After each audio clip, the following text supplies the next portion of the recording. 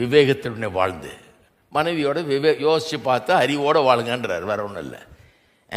சொல்கிறார், உங்கள் ஜபங்களுக்கு தடை வராதபடி நீங்கள் விவேகத்துடனே அவர்களோடு வாழ்ந்து. விவேகத்தோடு வாழலைன்னா ஜபமே கேட்கப்படாதுன்றார். ஹலோ, ஜபம் பண்ணி பிரயோஜனம் இல்லை. எல்லா உபவாசத்தை கொடுத்து போய் எல்லா முழு இரவுக்கும் போய் நான் கண்ணீர் விட்டு ஜபித்தேன், உருண்டு ஜபித்தேன், பிறண்டு ஜபித்தேன், ஒன்றும் பிரயோஜனம் இல்லை.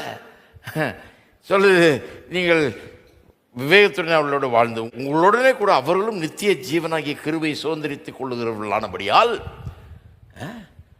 மனைவி லேசா நினைச்சிடாதன்றாரு. அவ பலவீன பாத்திரம்னு சொல்லிட்டதுனால அவ சாதாரண ஆள் நினைச்ச. உன்னோட கூட நித்திய ஜீவனாகிய கிருபையை சுதந்திரித்துக் கொள்ளுகிற சுதந்திரவாளி அவள். Joint air with you. அவள் உடன் சுதந்திரவாளியா உன் கூட இருக்கிறார். உனக்கு வர்ற ஆசீர்வாதங்கள் எல்லாம் உன் கூட சேர்ந்து அவள் சுதந்திரிக்க போகிறார். ரெண்டு பேரும் சேர்ந்து தான் ஜாயிண்டாக தான் சுதந்திரிக்க முடியும். அப்படிப்பட்ட ஒரு நிலையில் இருக்கிறீங்க கணவன் மனைவியாக இருக்கும்போது. அப்படி இருக்கிறபடியால் அவளுக்கு செய்ய வேண்டிய கனத்தை செய்யுங்கள். அப்படின்னா அவளை எவ்வளோ மரியாதையோடு நடத்துகிறோமோ அவ்வளோ மரியாதையோட நடத்து அப்படின்னு அர்த்தம். 2000 வருஷத்துக்கு முன்னால் போதனை இது. கனத்தை செய்யுங்கள், ரொம்ப மரியாதை கூட அவளுக்கு. பலவீன பாண்டன்னு சொல்லிட்டாரு. பலவீன பாண்டம் ஏன்னா அவளுக்கும் ஆணுக்கும் பெண்ணுக்கும் வித்தியாசம் இருக்குது. அவளை உண்டாக்குன விதம் வித்தியாசம், அவளுடைய நேச்சர் கொஞ்சம் வித்தியாசம். ஏன்னா ஒரு பிள்ளையை பெற்று வளர்த்து ஆளாக்கணும், அதுக்குரிய தன்மையை கொடுத்துருக்காரு ஆண்டவர். ஆனால் ஒரு மென்மையான ஒரு குணத்தை கொடுத்துருக்கிறாரு. ஆண்கிட்ட இல்லாத ஒரு தன்மையை அவளுக்கு கொடுத்துருக்கிறாரு. அதுக்கு அவளை பலவீனமாக நினச்சிடக்கூடாது. நீ ஒன்றுமே இல்லை, ஒன்றும் உதவாதவன் நினச்சிடக்கூடாது. ஜாக்கிரதையாரு, விவேகத்துடன் வாழு. அவளுக்கு செய்ய வேண்டிய கனத்தை செய். பலவீன பாண்டன்றதுனால மரியாதை கொடுக்காம விட்டுறாதுன்றார்.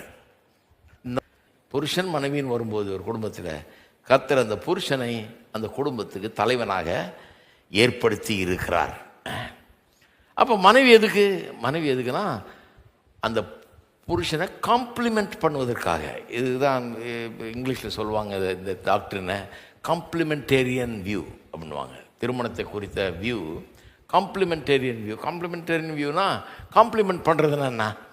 சிம்பிள் உதாரணம் சொல்கிறேன். ஒரு சூட்டு வாங்குறேன். இந்த சூட்டு இங்கிலீஷில் எப்படி சொல்லுவோம்னா, to complement the suit I will buy a tie. இந்த சூட்டோட ஒத்து போகிற மாதிரி ஒரு டையை வாங்கினா தான் நல்லாயிருக்கும் அப்படின்னு சொல்லி அதை தான் காம்ப்ளிமெண்ட்வாங்க. இதோட சேர்ந்து போகிற மாதிரி ஒரு டையை. அதுக்கு இன்னொரு அர்த்தமும் இருக்குது.